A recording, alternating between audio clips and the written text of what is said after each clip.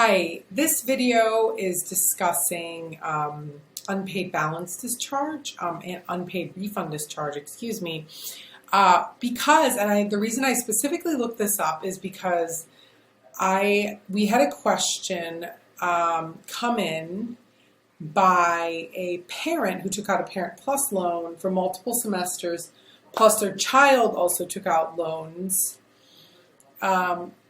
for semesters that they dropped out early, like they stopped pretty early in the semester in their first year, and they stopped pretty early in the semester again in their third year.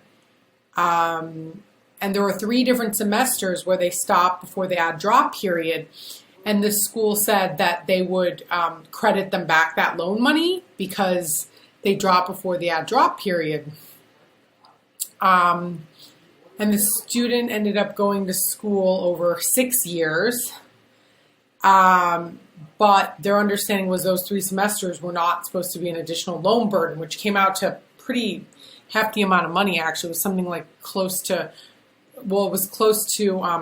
about $17,000 for the student and another even higher amount for the parent on those semesters that the student didn't actually enroll. So I wanted to address this topic because 4 out of 10 bars, 40% of bars, again, take on debt and do not actually finish and do not get a degree.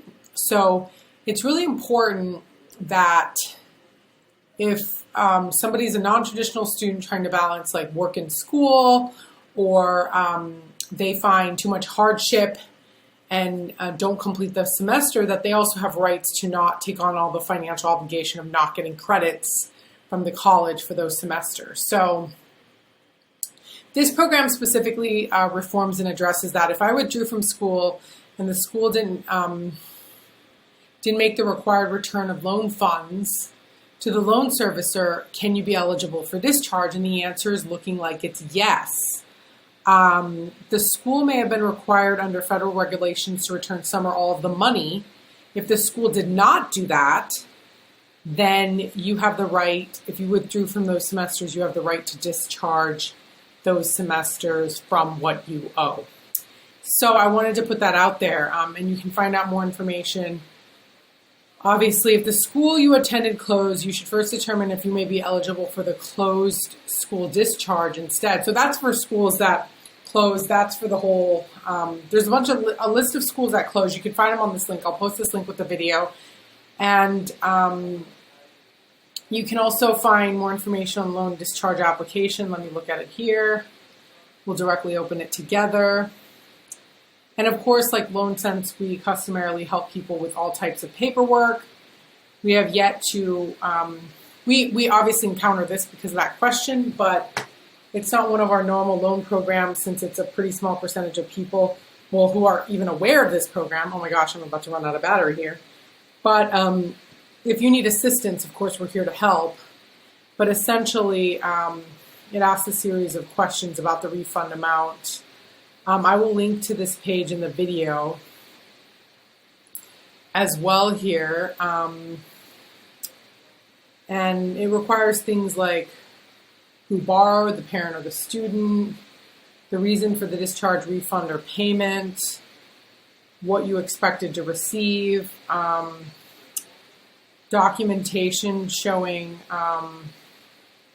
you have documentation from the school showing the amount of the unpaid balance. So you have to have some sort of documentation as well. What do you believe the school owes you? So I just want to talk about that a little because it's not one of the most well-known discharge programs available. So I just wanted to address that.